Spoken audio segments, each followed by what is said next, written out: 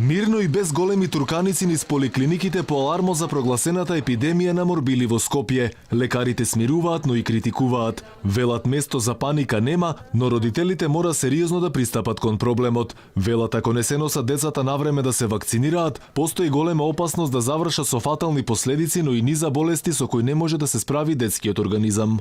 Постои секако опасност, да. Значи, опасност за детето како поединец, како поединка, да се зарази од болестите, значи, од кои што штити вакцината, како и опасност, нели, за околината, како што е ситуација во моментов.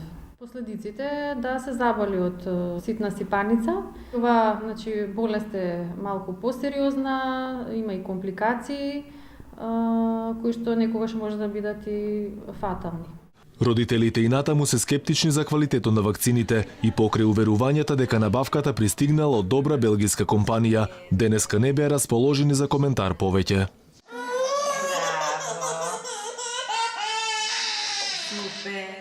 Градинките веќе ги затворија вратите за децата кои не примиле вакцина. Забраната за прием ја донеле за да се запре ширењето на болеста, која според лекарите е заразна и предизвикува тешки компликации, но може да доведе и до смрт.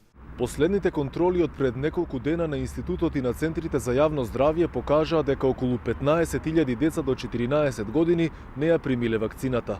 Казните за родителите кои нема да ги вакцинираат децата се од 350 до 650 евра.